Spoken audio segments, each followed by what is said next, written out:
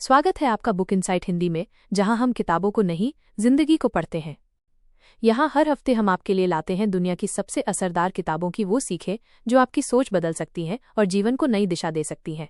तो जुड़िए हमारे साथ और चलिए शुरू करते हैं आज की किताब की ज्ञान यात्रा। स्टीफन आर कवी की कालजयी पुस्तक the 7 habits of highly effective people. भाग 1, प्रस्तावना और बुनियादी समझ। शीर्षक, बदलाव भीतर से शुरू होता है। भूमिका, जीवन की असली सफलता क्या है। कल्पना कीजिए कि आप एक अंतिम संस्कार में पहुंचे हैं। वहां गहराई से शांति फैली है, हर कोई भावुक है। आप करीब जाते हैं और देखते हैं कि ये अंतिम संस्कार आपका ही है। आपके परिवार, मित्र, सहकर्मी और समाज के लोग एक एक कर माइक पर आकर आपके बारे में बोल रहे हैं। वे क्या कह रहे हैं? क्या वे आपको एक ईमानदार, दयालु, प्रेरणादायक और संतुलित इंसान के रूप में याद कर रहे हैं, या वे आपको केवल एक व्यस्त व्यक्ति के रूप में याद कर रहे हैं जो भागदौड़ में तो बहुत सफल था लेकिन जीवन के मूल अर्थ से दूर था? स्टीफन आर कवी हमें शुरुआत से ही इस आत्मचिंतन की यात्रा पर ले जाते हैं। ये कोई साधारण मोटिवेशनल किताब नहीं है। ये एक गहराई से सोचने पर मजबूर कर देने वाली, जीवन परिवर्तनकारी सिद्धांतों पर आधारित पुस्तक है।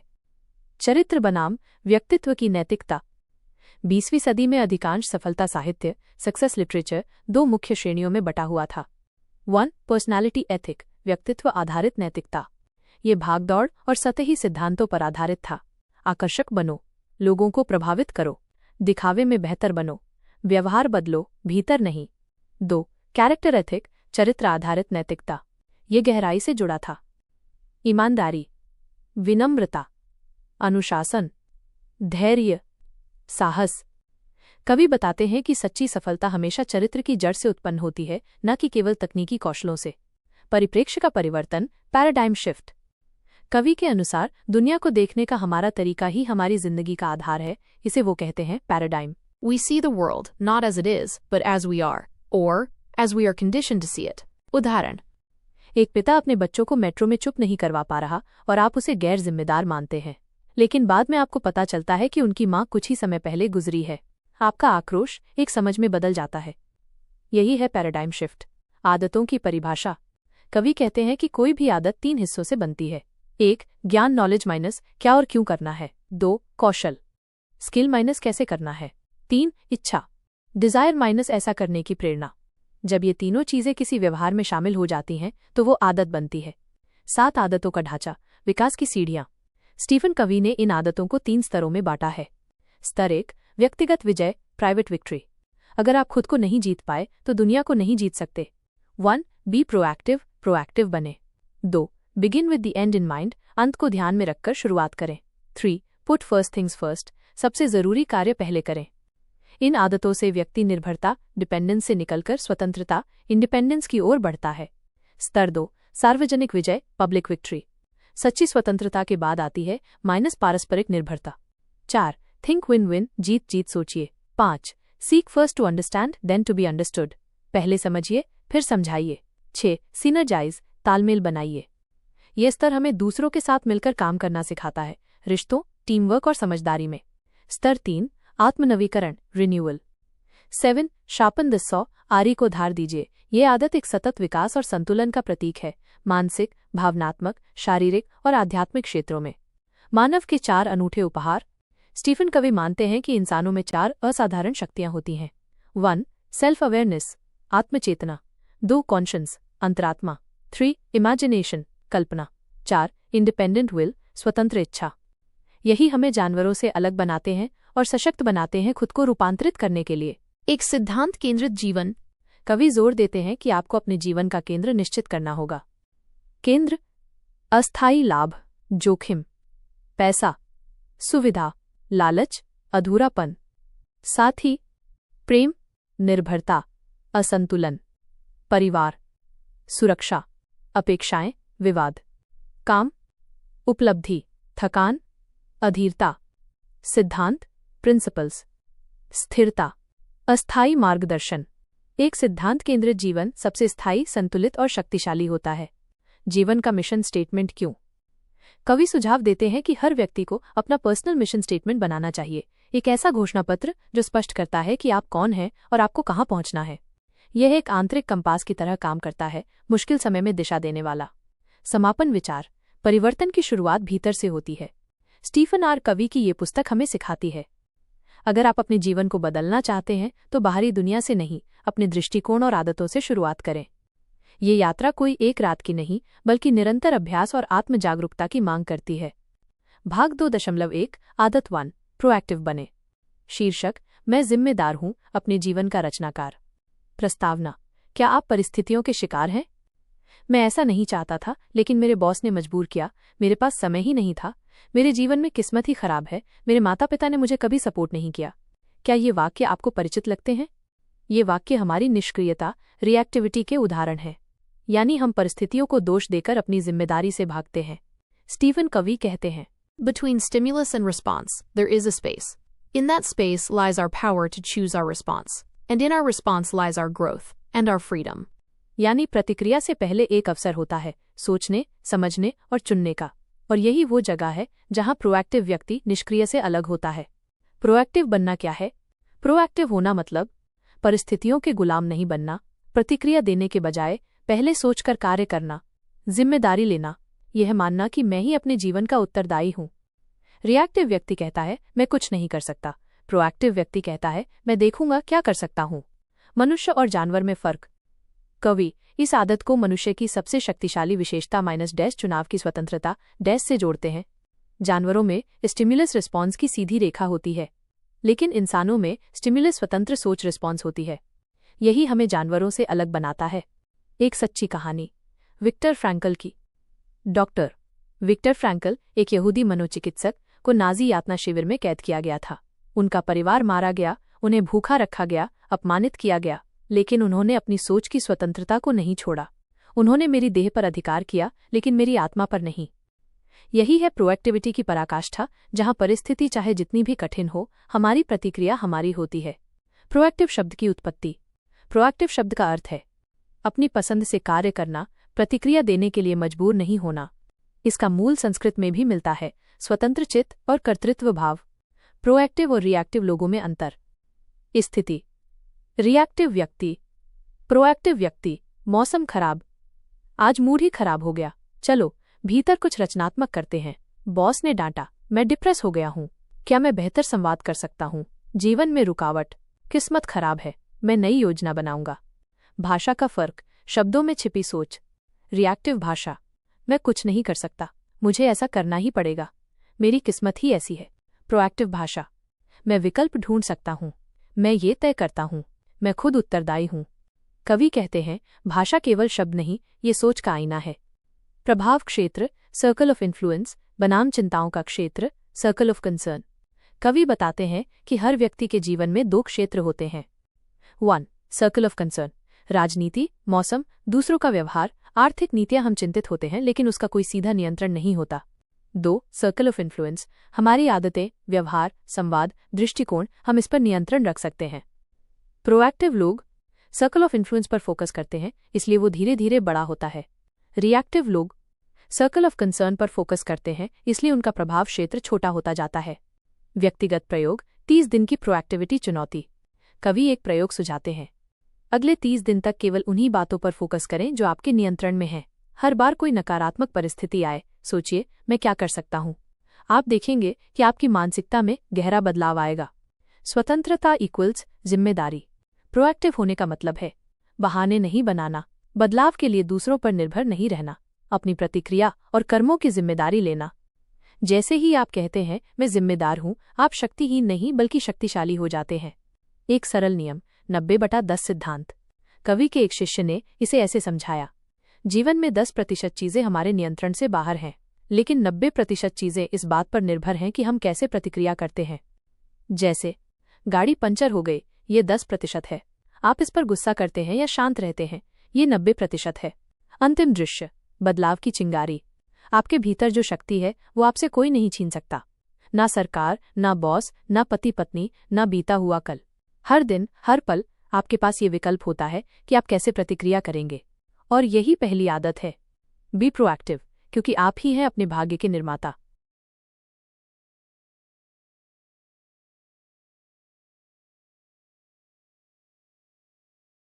प्रस्तावना, एक कल्पना माइनस आपकी अंतिम यात्रा।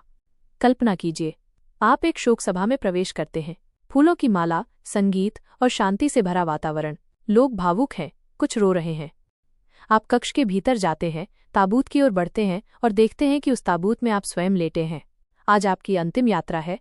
अब 4 लोग आपके बारे में बोलने वाले हैं। 1. आपका परिवार माइनस पत्नी पति, बच्चे, माता पिता। 2. आपका मित्र। 3. आपका सहकर्मी। 4. आपके समाज का कोई सदस्य। अब सोचिए, आप चाहते हैं कि वे क्या कहें।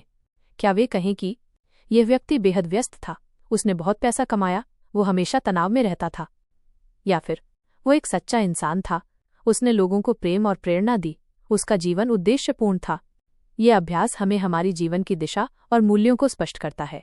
और यही है आदत 2 की नींव। Begin with the and in mind, यानी अंत को ध्यान में रखकर शुरुआत करना। आदत 2 क्या कहती है? ये आदत सिखाती है, हर कार्य से पहले सोचिए इसका अंतिम परिणाम क्या होगा। जब आप जीवन की सबसे महत्वपूर्ण प्राथमिकताओं को समझते हैं, तभी आप उन्हें सही क्रम में रख सकते हैं। इसका अर्थ है जीवन की स्क्रिप्ट खुद लिखना, किसी और से नहीं लिखवाना। रचना के 2 स्तर, मानसिक और भौतिक। कवि इस आदत को दोहरे सृजन 2 क्रिएशंस के सिद्धांत से जोड़ते हैं। 1. मेंटल क्रिएशन, मानसिक रचना।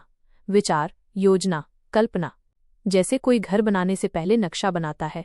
2. फिजिकल क्रिएशन, भौतिक रचना, उस कल्पना को वास्तविकता में ढालना। उदाहरण, एक आर्किटेक्ट पहले दिमाग में इमारत बनाता है, मानसिक, फिर ईंट पत्थर से उसका निर्माण होता है, भौतिक। अगर मानसिक रचना नहीं होती तो भौतिक रचना अव्यवस्थित और अनिश्चित होती है। व्यक्तिगत मिशन स्टेटमेंट, जीवन की दिशा तय करे। कवि कहते हैं, हर व्यक्ति को चाहिए कि वो अपना एक पर्सनल मिशन स्टेटमेंट लिखे, एक लिखित घोषणा पत्र जो बताए आप कौन हैं, आपके मूल्य क्या हैं, आप अपने जीवन से क्या पाना चाहते हैं, आप किन सिद्धांतों पर जीवन जीना चाहते हैं। ये मिशन स्टेटमेंट आपका आंतरिक कंपास बनता है। केंद्र क्या है आपके जीवन का? कवि जीवन के कुछ आम केंद्रों का विश्लेषण करते हैं। केंद्र, विशेषताएं, खतरे, जीवन साथी, प्रेम, भावुकता, निर्भरता, असंतुलन, परिवार, सुरक्षा, लगाव, ओवर अटैचमेंट, पैसा, आजादी, सुविधा, लालच, आत्मकेंद्रितता, कार्य, उपलब्धि, जीवन असंतुलन, दोस्त, अपनापन, अस्थिरता, सिद्धांत, स्थिरता, स्पष्टता, सबसे सुरक्षित। केवल सिद्धांत केंद्रित जीवन ही आपको दीर्घकालिक संतुलन और स्पष्टता दे सकता है। मूल्य आधारित निर्णय बनाम आवेग आधारित निर्णय।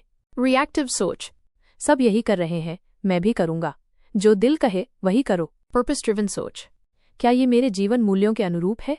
क्या ये मेरे दीर्घकालिक लक्ष्य के हित में है?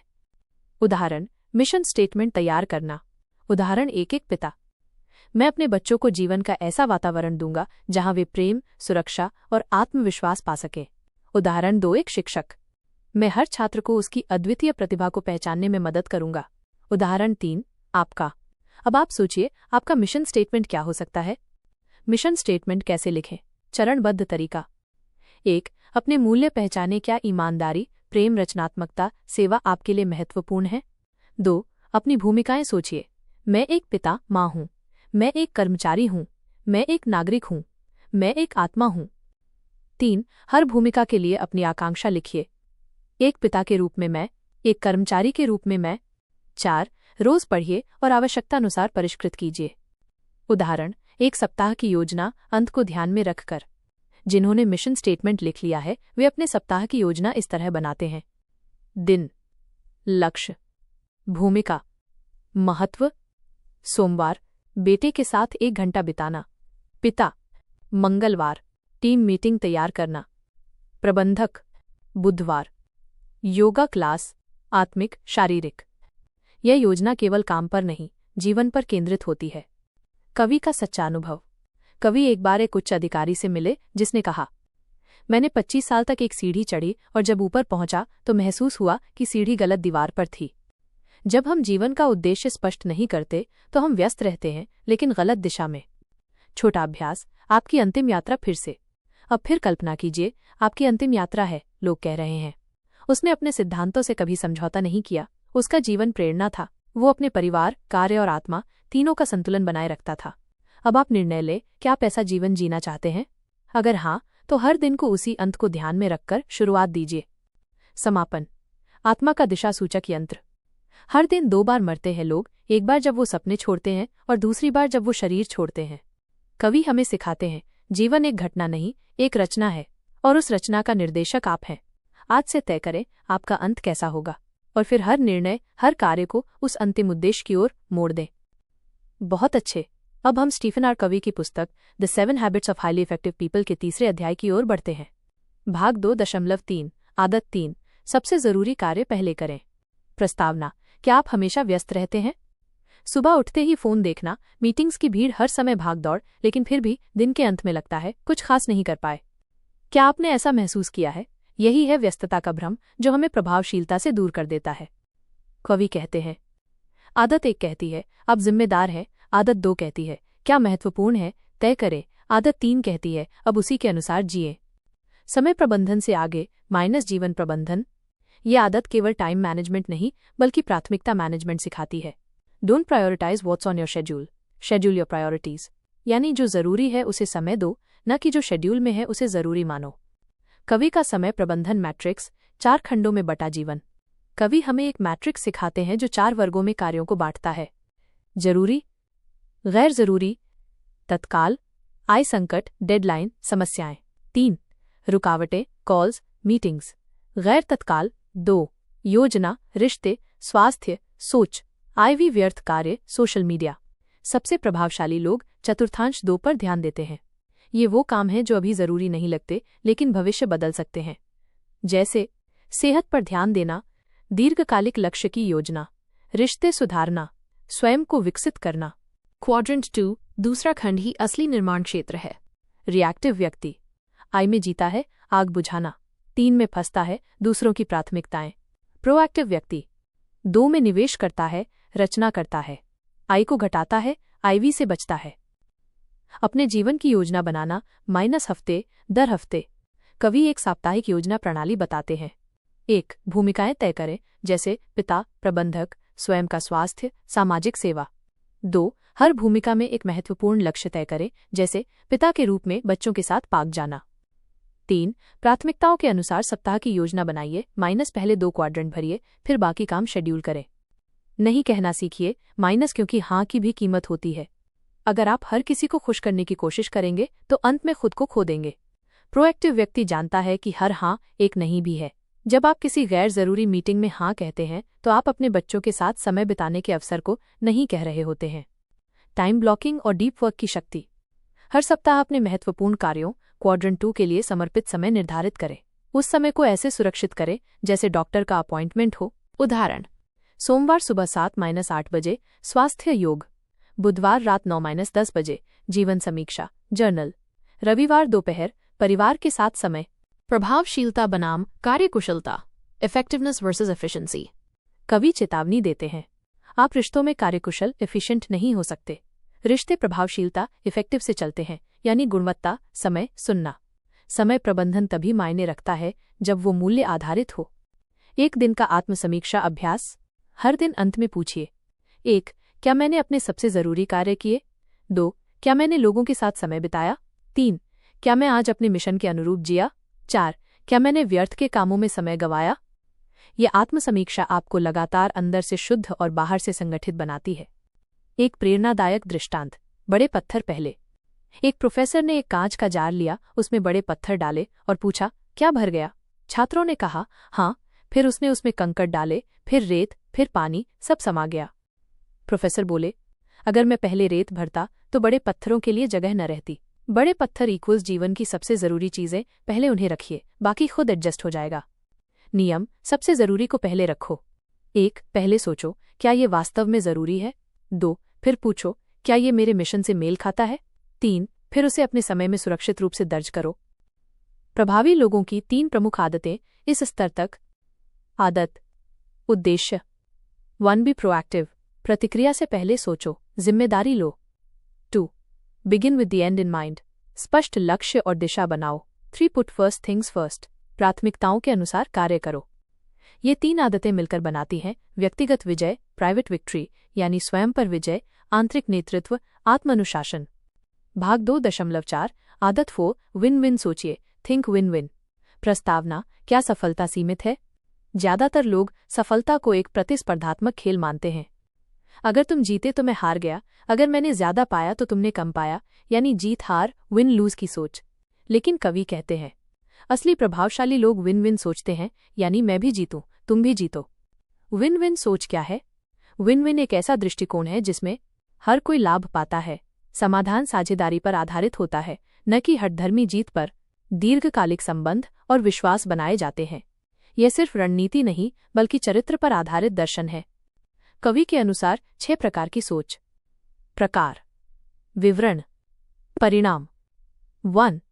विन विन, दोनों पक्षों की जीत, विश्वास, स्थायित्व। 2. विन लूज, मैं जीतूं तू हारे, सत्ता का दुरुपयोग, तनाव। 3. लूज विन, मैं हारूं तू जीत, आत्मसंकोच, आत्म नुकसान। 4. लूज लूज, तू भी हारे मैं भी, बदले की भावना। 5. विन, मुझे जीत चाहिए बाकी जाए भाड़ में, स्वार्थी दृष्टिकोण। 6. विन विन और नो डील, या तो दोनों की जीत या कोई समझौता नहीं, स्पष्ट सीमाएं और सम्मान। चरित्र की भूमिका माइनस जीत की जड़ें अंदर होती हैं। कवि कहते हैं विन विन दृष्टिकोण की नींव 3 तत्वों में होती है। 1. इंटेग्रिटी, सत्यनिष्ठा, अपने मूल्यों से जुड़ाव, मैं वही करूंगा जो मैं कहता हूं। 2. मैच्योरिटी, परिपक्वता, साहस और सहानुभूति का संतुलन, मैं अपनी बात स्पष्ट कहता हूं लेकिन दूसरों की भी सुनता हूं। 3. अबंडेंस मेंटालिटी, समृद्धि की मानसिकता, यह है विश्वास कि सफलता सभी के लिए है, तुम्हारी जीत मेरी हार नहीं है। उदाहरण, व्यापार की 2 सोचें। विन लूज सोच, कंपनी ए अपने सप्लायर को बार बार दबाव में लाकर रेट घटवाती है, सप्लायर नुकसान में, क्वालिटी गिरती है, दीर्घकालिक संबंध टूट जाता है।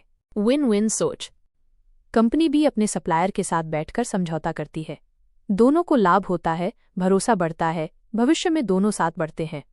विन विन संबंधों की 5 आदतें कवि के अनुसार।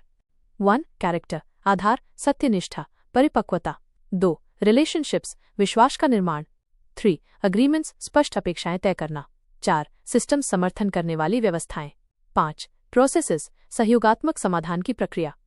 विन विन समझौते का ढांचा, कवि कहते हैं किसी भी समझौते में ये बातें स्पष्ट होनी चाहिए। 1. वांटेड रिजल्ट्स, आप दोनों क्या चाहते हैं। 2. गाइडलाइंस, किन सीमाओं में रहकर काम होगा। 3. रिसोर्सेज, किन साधनों से ये होगा। 4. अकाउंटेबिलिटी, कौन जवाबदेह होगा।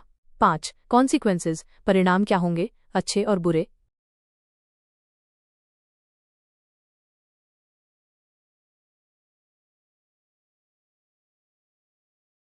विन विन समझौते का ढांचा, कवि कहते हैं किसी भी समझौते में ये बातें स्पष्ट होनी चाहिए। 1. वांटेड रिजल्ट्स, आप दोनों क्या चाहते हैं। 2. गाइडलाइंस, किन सीमाओं में रहकर काम होगा। 3. रिसोर्सेज, किन साधनों से ये होगा। 4. अकाउंटेबिलिटी, कौन जवाबदेह होगा। 5. कॉन्सिक्वेंसेज, परिणाम क्या होंगे, अच्छे और बुरे। माता पिता और बच्चे के बीच विन विन। पारंपरिक सोच, माता पिता कहते हैं तुम्हें डॉक्टर ही बनना है, बच्चा चाहता है कि वो संगीतकार बने। होता है संघर्ष, विन लूज या लूज विन। विन विन सोच, दोनों मिलकर बैठते हैं, बात करते हैं, विकल्पों को खोजते हैं, सम्मान के साथ समझौता बनता है, तुम पढ़ाई पूरी करो फिर संगीत में ट्राई करो या संगीत के साथ पार्ट टाइम कोर्स करो। दोनों संतुष्ट, रिश्ता मजबूत।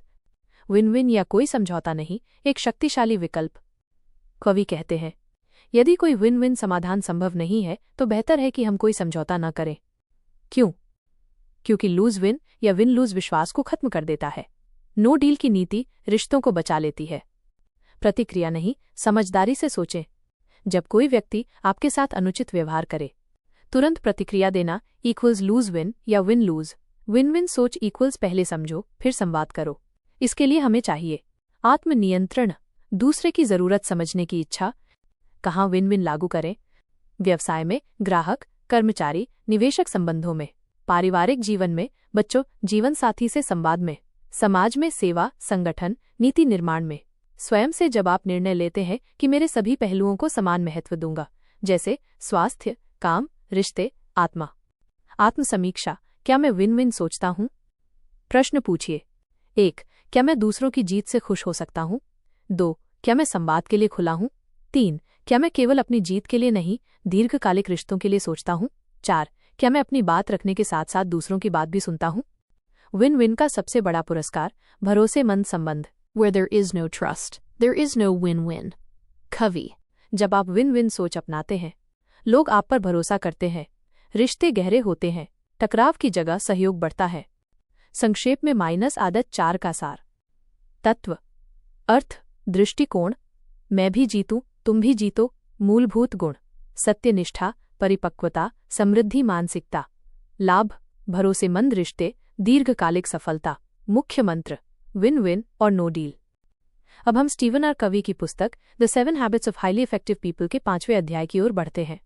भाग 2.5 आदत 5, पहले समझो फिर समझाओ। प्रस्तावना, क्या आप वास्तव में सुनते हैं? जब कोई बात करता है, क्या आप ध्यान से सुनते हैं या जवाब सोचने लगते हैं? क्या आप दूसरों की बात बीच में काटते हैं? क्या लोग आपके साथ खुलकर बात करते हैं? कवि कहते हैं, ज्यादातर लोग सुनते नहीं, वे जवाब देने के इरादे से चुप रहते हैं। ये आदत सिखाती है, पहले दूसरों को पूरी तरह समझो फिर खुद को समझाओ। सार्वजनिक विजय का दूसरा आधार परिपक्व संवाद। आदत 4 विन विन ने रिश्तों की नींव डाली थी। अब आदत 5 संवाद की गुणवत्ता को गहरा करती है। जब संवाद गहरा होता है, विश्वास बनता है, समाधान निकलते हैं, दिल जुड़ते हैं। एम्पैथिक लिसनिंग, सहानुभूति के साथ सुनना। कवि इसे कहते हैं एम्पैथिक लिसनिंग, यानी केवल शब्द नहीं, भावना भी सुनना, सामने वाले की आंखों से दुनिया को देखना, उसकी कहानी में उतर जाना। Seek first to understand then to be understood. पहले समझो फिर समझाओ। उदाहरण माँ और बेटा। बेटा कहता है, मुझे स्कूल पसंद नहीं आ रहा। माँ जवाब देती है, तुम्हें और मेहनत करनी चाहिए, ये एडवाइजिंग है। लेकिन अगर माँ कहे, तुम्हें क्या मुश्किल लग रही है, फिर चुपचाप सुने, तो बेटा कहता है, क्लास में दोस्त नहीं है, टीचर डांटती हैं। अब माँ समाधान दे सकती है क्योंकि उसने पहले समझा। सुनने के 5 नाकाम तरीके कवि के अनुसार। 1. इवैल्यूएटिंग, मूल्यांकन करना, ये सही नहीं है। 2. प्रोबिंग, टटोलना, क्यों, कब, फिर क्या हुआ। 3. एडवाइजिंग, सलाह देना, तुम ऐसा करो। 4. इंटरप्रेटिंग, अर्थ निकालना, तुम ऐसा इसलिए कर रहे हो क्योंकि। 5. ऑटोबायोग्राफिकल रिस्पॉन्स, अपने अनुभव से जोड़ना, मेरे साथ भी ऐसा हुआ था। ये सब रोकते हैं सच्चा संवाद। एम्पैथिक लिसनिंग के 4 चरण। 1. सेंसिंग, शब्दों से आगे भावनाएं पकड़ना। 2. प्रोसेसिंग, बिना निर्णय के बात को ग्रहण करना। 3. रिस्पॉन्डिंग रिफ्लेक्टिवली, दोहराना और स्पष्ट करना, तुम कहना चाह रहे हो कि। 4. कंफर्मिंग अंडरस्टैंडिंग, क्या मैं सही समझा हूं? जब आप वास्तव में सुनते हैं तो क्या बदलता है? सामने वाला खुलने लगता है, गलतफहमियां दूर होती हैं, टकराव शांत हो जाते हैं, समाधान स्वाभाविक रूप से निकलते हैं। ये क्षमता आपको नेता, माता पिता, दोस्त और साथी के रूप में प्रभावशाली बनाती है। समझने के बाद ही समझाने की अनुमति मिलती है। कवि कहते हैं, जब आप पहले पूरी तरह सामने वाले को समझते हैं, तभी आपके पास आधार होता है कि वो आपकी बात सुने। बिना समझे बोलना इक्वल्स दीवार से टकराना, समझकर बोलना इक्वल्स सेतु बनाना। पाथोस, ईथोस, लोगोस, कवि का संवाद सूत्र। 1. एथोस, भरोसा, आपकी सत्यनिष्ठा और चरित्र। 2. पाथोस, भावना, दूसरे की भावनाओं को समझना। 3. लोगोस, तर्क, आपकी बात का तर्कपूर्ण प्रस्तुतिकरण। और इस क्रम में ही काम करता है, पहले विश्वास, फिर भावना, फिर तर्क। दैनिक जीवन में प्रयोग उदाहरण। व्यवसाय में क्लाइंट क्रोधित है, आप गलत समझ रहे हैं, मैं समझना चाहता हूं कि आपको किस बात से तकलीफ हुई। पारिवारिक जीवन में पत्नी कहती है, तुम कभी सुनते नहीं, मैं तो सुन रहा हूं, तुम्हें लगता है मैं तुम्हारी बात नहीं समझ पा रहा, क्या तुम साझा करोगी? इससे रिश्ते संवेदनशीलता से भरते हैं। आत्मसमीक्षा, क्या मैं सही से सुनता हूं? प्रश्न पूछिए। 1. क्या मैं जवाब देने से पहले पूरी बात सुनता हूं? 2. क्या मैं दूसरों की बात काटता हूं? 3. क्या लोग मुझे सुनने वाला व्यक्ति मानते हैं? 4. क्या मैं दूसरों की दुनिया समझने की कोशिश करता हूं? कवि की एक गहरी बात, एम्पैथिक लिसनिंग से पहले आप कभी भी किसी व्यक्ति को नहीं समझ सकते, और जब आप समझते हैं तब बदलाव शुरू होता है। व्यावहारिक अभ्यास। 5 मिनट पूरी तरह सुनो। अगली बार जब कोई बात करे, केवल सुनो, बिना सलाह, बिना तुलना, बिना कटाक्ष, उनकी भावनाएं पहचानने की कोशिश करो। सिर्फ इतना कहो, मैं समझने की कोशिश कर रहा हूं। ये छोटा अभ्यास रिश्तों में चमत्कारिक बदलाव ला सकता है। निष्कर्ष, सुनना ही नेतृत्व है। सुनने की शक्ति संघर्ष सुलझाती है, रिश्ते बनाती है, नेतृत्व को निखारती है, आत्म जागरूकता बढ़ाती है। आदत 5 का सार संक्षेप। बिंदु, विवरण, मूल सिद्धांत, पहले समझो फिर समझाओ। मुख्य कौशल, एम्पैथिक लिसनिंग। लाभ, भरोसेमंद संवाद, गहरे रिश्ते। बाधाएं, जल्दी सलाह देना, अपने अनुभव थोपना, आंतरिक परिवर्तन, दूसरों की दुनिया को सम्मान देना। भाग 2.6 आदत 6 समन्वय की शक्ति सिनर्जाइज। प्रस्तावना, क्या अंतर हमें तोड़ते हैं या जोड़ते हैं? हम अक्सर सोचते हैं, अगर कोई मुझसे अलग सोचता है तो वो गलत है, मेरी तरह काम नहीं करता तो अजीब है। कवि कहते हैं, वास्तविक प्रभावशीलता तब आती है जब हम अंतर को स्वीकार करते हैं और मिलकर उससे कुछ नया रचते हैं। यही है माइनस सिनर्जी, समन्वय। सिनर्जी क्या है? सिनर्जी का मतलब है पूरा हिस्सा उसके टुकड़ों के योग से बड़ा होता है, यानी -1 + 1 = 3 या 5 या 11। उदाहरण, 2 अलग सोच रखने वाले लोग मिलकर कुछ ऐसा बनाते हैं जो अकेले कभी संभव नहीं होता। ये रचनात्मक सहयोग है, माइनस जहां मतभेद से समाधान जन्मता है। उदाहरण जंगल का संतुलन। प्रकृति में कीड़े, पक्षी, जानवर सभी विविध होते हुए भी साथ मिलकर संतुलन बनाते हैं। ये विविधता ही इकोसिस्टम बनाती है। यही सिनर्जी है, अलग अलग होकर भी एक बड़ी शक्ति बनाना। कवि के अनुसार सिनर्जी तब होता है जब 1 हम अंतर का स्वागत करते हैं, डरते नहीं। 2 हम खुलकर संवाद करते हैं, एम्पैथिक लिसनिंग। 3 हम समाधान खोजने को तैयार होते हैं, न कि जीतने की जिद। जब सिनर्जी नहीं होती तब क्या होता है? 1 डिफेंसिव कम्युनिकेशन, रक्षात्मक संवाद, मैं ही सही हूं वाली सोच, सामने वाले की बात काटना, तर्क करना, नतीजा टकराव और दूरी। 2 प्रोटेक्टिव कम्युनिकेशन, बचावात्मक, मैं कुछ नहीं कहूंगा, कोई मत पूछो, नतीजा मौन, दूरी, अविश्वास। ये दोनों सोच सिनर्जी का अंत है। सिनर्जिस्टिक कम्युनिकेशन की पहचान: गुण, विवरण, खुले विचार, दूसरे की सोच को सम्मान देना, सृजनात्मकता, नए विचार मिलकर जन्म देना, संवाद, एम्पैथिक लिसनिंग द्वारा गहरे संवाद, सम्मान, मतभेद को अपनाना, न दबाना, नया दृष्टिकोण, हम कुछ ऐसा बना सकते हैं जो अकेले असंभव था। व्यवहारिक उदाहरण माता पिता और किशोर। माता पिता कहते हैं, तुम्हें 9 बजे घर आना ही होगा। बेटा कहता है, मैं बड़ा हो गया हूं, 11 बजे आता हूं। टकराव, विन लूज या लूज विन। सिनर्जी दृष्टिकोण, दोनों बैठकर बात करते हैं। माता पिता समझते हैं कि बेटा जिम्मेदार है, बेटा समझता है कि चिंता जायज है। मिलकर तय करते हैं 10 बजे आना और लोकेशन बताना। नतीजा सम्मान जोड़ सहयोग = सिनर्जी। सिनर्जी की 3 कुंजी कोवी के अनुसार: 1 सच्चा संवाद, एम्पैथिक लिसनिंग। 2 अंतर को संपत्ति समझना, बाधा नहीं। 3 साझा समाधान की खोज करना, तुम भी जीतो मैं भी।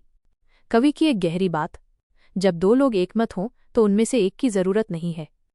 मतलब, जब मतभेद होते हैं वहीं से विकास होता है, नई ऊर्जा, नए समाधान वहीं से निकलते हैं जहां रचनात्मक टकराव होता है। सिनर्जी के स्तर: व्यवहार, प्रभाव। 1 निराकरण, एंटागनिज्म। टकराव, अविश्वास, नकारात्मक ऊर्जा। 2 सहनशीलता, टॉलरेंस, ठीक है मत बोलो, मौन, दूरी। 3 सह-निर्माण, सिनर्जी, खुला संवाद, सहयोग, सृजनात्मक शक्ति। हमारी कोशिश तीसरे स्तर तक पहुंचना है।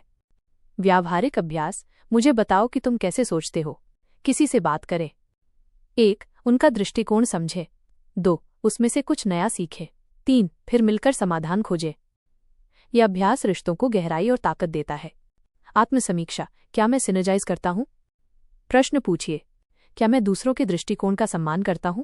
क्या मैं टकराव से डरता हूं या उसे सृजनात्मक बनाता हूं? क्या मैं सभी को शामिल करता हूं? क्या मेरी टीम मुझसे खुले दिल से बात करती है? आदत 6 का सार संक्षेप: तत्व, विवरण, परिभाषा, विभिन्न लोगों की शक्तियों को जोड़कर एक नई रचना करना। मुख्य गुण: खुलेपन, सहानुभूति, रचनात्मकता। बाधाएं: अहंकार, डर, संचार की कमी। लाभ: नवीनता, सहयोग, बेहतर समाधान, सशक्त टीम वर्क। प्रभाव: अकेले संभव न हो वो भी संभव होता है। अब अंतिम चरण की ओर बढ़ते हैं। भाग 2.7 आदत 7 खुद को निखारो, शार्पन द सॉ। प्रस्तावना: जब आप थक जाते हैं तो क्या करते हैं? कल्पना कीजिए, एक व्यक्ति जंगल में पेड़ काट रहा है लेकिन आरी कुंद ब्लंट है। कोई कहता है, थोड़ा रुको और आरी की धार तेज कर लो। वो कहता है, मेरे पास समय नहीं है, मुझे पेड़ काटने हैं। कवि कहते हैं, यही हमारी जिंदगी है, हम इतना व्यस्त हैं कि खुद को निखारने का समय नहीं निकालते। और यही आदत 7 का मूल है, शार्पन द सॉ, अपने शरीर, मन, आत्मा और दिल को नवीनीकृत करना। आदत 7 का सार, सतत विकास और संतुलन। कवि मानते हैं कि आपकी सबसे बड़ी संपत्ति आप खुद हैं। इसलिए खुद को रोज थोड़ा थोड़ा बेहतर बनाना सबसे बड़ी निवेश है। 4 आयामों में निखार, द 4 डायमेंशंस ऑफ रिन्यूअल। कवि 4 महत्वपूर्ण क्षेत्रों की बात करते हैं। आयाम, उद्देश्य, अभ्यास। 1. शारीरिक फिजिकल, शरीर की ऊर्जा और सहन शक्ति बढ़ाना। व्यायाम, सही भोजन, नींद। 2. मानसिक, मेंटल, मस्तिष्क की स्पष्टता और रचनात्मकता। पढ़ाई, लेखन, योजना, ध्यान। 3. सामाजिक भावनात्मक, सोशल, इमोशनल, रिश्ते, विश्वास, चरित्र, सेवा, सहानुभूति, संवाद। 4. आत्मिक, स्पिरिचुअल, उद्देश्य, मूल्य, शांति, ध्यान, प्रार्थना, प्रकृति, लेखन। ये चारों संतुलित रूप से विकसित होने चाहिए। एक भी उपेक्षित हुआ तो संतुलन बिगड़ जाएगा। 1. शारीरिक आयाम, माइनस शरीर की आरी को धार देना। स्वास्थ्य ही सबसे बड़ी पूंजी है। अभ्यास, रोजाना 30 मिनट का व्यायाम, हृदय गति बढ़े ऐसा। नींद पूरी लेना, 6-8 घंटे। संतुलित आहार, कम चीनी, ज्यादा ताज़ा भोजन। तनाव कम करना, माइनस प्राणायाम, पैदल चलना। कवि कहते हैं, आपका शरीर आपकी आत्मा का घर है, इसकी देखभाल जरूरी है। 2. मानसिक आयाम, माइनस मन की आरी को तेज करना। मस्तिष्क भी मांसपेशी जैसा है, माइनस उसे भी रोज व्यायाम चाहिए। अभ्यास, रोज पढ़ना, माइनस किताबें, प्रेरणादायक लेख। योजना बनाना, माइनस दिन, सप्ताह, लक्ष्य। लेखन, माइनस डायरी, विचार। ध्यान केंद्रित करना, माइनस एक समय पर एक कार्य। कवि सुझाव देते हैं, हर दिन थोड़ा पढ़िए, ये मन को ताज़ा, तेज और लचीला रखता है। 3. सामाजिक बटा भावनात्मक आयाम, माइनस रिश्तों की आरी तेज करना। जब संबंध टूटते हैं तो भीतर का संतुलन भी बिगड़ता है। अभ्यास, एम्पैथिक लिसनिंग, परिवार और दोस्तों के लिए समय, सेवा, माइनस बिना स्वार्थ के कुछ करना। विश्वास बढ़ाने वाले निर्णय लेना। कवि कहते हैं, सच्चे रिश्ते चरित्र और भरोसे से बनते हैं और ये रोजाना की आदतों से बनता है। 4. आत्मिक आयाम, माइनस आत्मा की आरी को जागृत करना। आत्मिक शक्ति हमें जीवन में दिशा देती है। अभ्यास, ध्यान बटी प्रार्थना, माइनस अपने मूल से जुड़ना। प्रकृति में समय, माइनस शांत वातावरण। महान साहित्य पढ़ना, माइनस गीता, उपनिषद, बाइबल, सूफी विचार। दैनिक लेखन, माइनस मैं कौन हूं, मैं क्यों हूं। कवि कहते हैं, जब आत्मा शांत होती है तभी निर्णय स्पष्ट होते हैं। आदत 7 क्यों जरूरी है। 1. ये बाकी 6 आदतों को जिंदा रखती है। 2. बर्नआउट, थकान, क्रोध, माइनस इनसे बचाती है। 3. प्रेरणा और ऊर्जा बनाए रखती है। 4. जीवन को संतुलन देती है। Sharpen the saw equals sustain excellence. व्यवहारिक रूप, डेली रिन्यूअल रूटीन। समय, अभ्यास, सुबह प्रार्थना पौन ध्यान 10 मिनट, हल्का व्यायाम 20-30 मिनट। दोपहर पढ़ाई या लेखन 15-30 मिनट।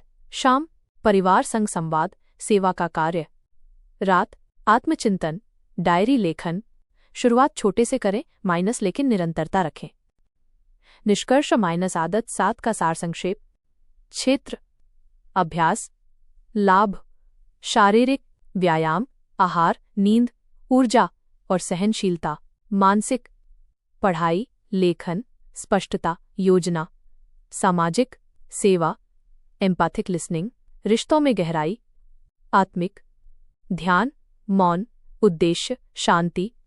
कवि की अंतिम प्रेरणा, अगर आप खुद को निखारने का समय नहीं निकालते तो अंत में आपको मजबूर होकर रुकना पड़ेगा, बीमारी, थकान या रिश्तों के बिखराव से।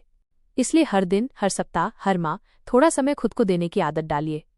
अब हम पूर्ण निष्कर्ष की ओर बढ़ेंगे। पुस्तक के 7 आदतों का समेकन, पूरे जीवन के लिए प्रेरणा का स्रोत, व्यवहारिक कार्ययोजना, एक्शन प्लान। भाग 3, निष्कर्ष और जीवन परिवर्तन की कार्ययोजना। प्रस्तावना, क्या आप वाकई प्रभावशाली बनना चाहते हैं? स्टीवन आर कवी ने सिर्फ आदतें नहीं सिखाई, उन्होंने एक जीवन दर्शन दिया जहां व्यक्ति अपने चरित्र, संबंध, नेतृत्व और आंतरिक शक्ति को जागृत करता है। प्रभावशीलता कोई चमत्कार नहीं है, ये रोज के छोटे फैसलों का परिणाम है। 7 आदतों का पुनरावलोकन, रीकैप ऑफ द 7 हैबिट्स। आदत, मूल भावना, निष्कर्ष। 1. प्रोएक्टिव बनो, जिम्मेदारी लो, परिस्थितियों से ऊपर उठो। 2. लक्ष्य से शुरुआत करो, विजन बनाओ, अपने जीवन की दिशा खुद तय करो। 3. जरूरी काम पहले, समय और प्राथमिकता, शांति से असरदार काम करो। 4. विन विन सोचो, सबका हित, प्रतिस्पर्धा नहीं, सहयोग। 5. पहले समझो फिर समझाओ, सहानुभूति से सुनना, रिश्तों में गहराई लाओ। 6. समन्वय बनाओ, टीम वर्क, विविधता, मिलकर नई ऊंचाइयां छुओ। 7. खुद को निखारो, सतत विकास, खुद को रोज बेहतर बनाओ। कवि के मूल सिद्धांत, फाउंडेशनल प्रिंसिपल्स। 1. चरित्र ही नेतृत्व है, पर्सनालिटी नहीं, इंटेग्रिटी जरूरी है। 2. अंतर आशीर्वाद है, माइनस विविधता से समाधान उपजते हैं। 3. आपके मूल्य आपका भाग्य तय करते हैं। 4. प्रतिक्रिया का चुनाव आपकी शक्ति है। 5. जितना आप भीतर हैं उतना ही बाहर दिखता है। आदतों की विकास यात्रा, इनसाइड आउट अप्रोच। चरण, विकास का क्षेत्र, बदलाव, आत्मनेतृत्व। आदत 1, 2, 3, खुद को संभालना, रिश्ता नेतृत्व। आदत 4, 5, 6, दूसरों से जुड़ना, नवीकरण। आदत 7, खुद को लगातार निखारना। परिवर्तन अंदर से शुरू होता है, माइनस बाहर तक फैलता है। कवि की विशेष अवधारणाएं, की कॉन्सेप्ट्स। इमोशनल बैंक अकाउंट, हर व्यवहार एक जमा या निकासी है, विश्वास बनाए रखने के लिए जमा करते रहो। Circle of influence V S circle of concern, चिंता छोड़ो, प्रभाव क्षेत्र पर काम करो। क्वाड्रेंट 2 प्लानिंग, महत्वपूर्ण लेकिन तात्कालिक नहीं, योजना, सुधार, रिश्ते माइनस, यही असली सफलता है। व्यवहारिक कार्य योजना, एक्शन प्लान। दैनिक, डेली, सुबह माइनस ध्यान बटापटाते हुए योजना, दिन भर प्रोएक्टिव सोच, संबंधों में एम्पथी। रात माइनस आत्मसमीक्षा, सुधार।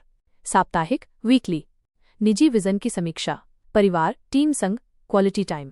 क्वाड्रेंट 2 गतिविधियां, मासिक, मंथली, आदतों का आत्म मूल्यांकन, न्यू लर्निंग, किताब, कोर्स, स्वास्थ्य, रिश्ते, लक्ष्य में प्रगति। स्वयं से 7 गहरे प्रश्न। 1. क्या मैं हालात का शिकार हूं या रचयिता? 2. क्या मेरा जीवन मेरी मूल्य प्रणाली के अनुसार है? 3. क्या मैं सच में जरूरी चीजों को प्राथमिकता देता हूं? 4. क्या मेरे संबंध विन विन पर आधारित हैं? 5. क्या मैं दूसरों को समझने का प्रयास करता हूं? 6. क्या मैं टीम में समन्वय ला पाता हूं? 7. क्या मैं खुद को रोज निखार रहा हूं? कवि का अंतिम संदेश।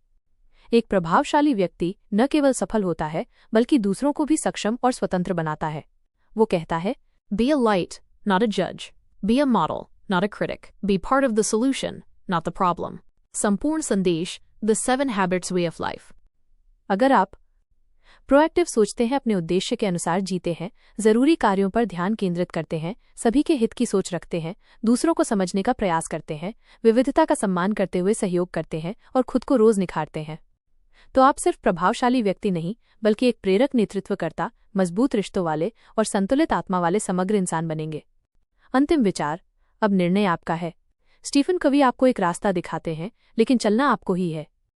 सफलता कोई गंतव्य नहीं, यह एक निरंतर यात्रा है। आप जैसा जीवन चाहते हैं वैसा जीवन बनाने की शक्ति आपके हाथ में है। आप क्या कर सकते हैं? माइनस अभी से आज ही एक डायरी में लिखें।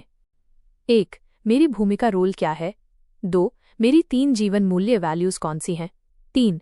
मैं अगले 7 दिन में आदत 1, 2 और 3 को कैसे जीऊंगा? और फिर हर हफ्ते -1 आदत पर काम करें। Live your life by design, not by default. You are the programmer of your life. Start writing code with character. ओत्र स्क्रिप्ट। दोस्तों, कवि की ये 7 आदतें कोई जादू नहीं बल्कि आपकी रोज की आदतों में बदलाव का रास्ता है। अब फैसला आपके हाथ में है। क्या आप भी खुद को निखारने, नेतृत्व करने और बेहतर जीवन जीने के लिए तैयार हैं? अगर आपको ये वीडियो पसंद आया हो तो लाइक जरूर करें, शेयर करें अपने दोस्तों के साथ और चैनल को सब्सक्राइब करना न भूलें, ताकि हम आपके लिए ऐसी ही प्रेरणादायक किताबों की गहराई से बनी समरीज लाते रहें। मिलते हैं अगली किताब के साथ, तब तक याद रखिए, बदलाव आपके भीतर से शुरू होता है।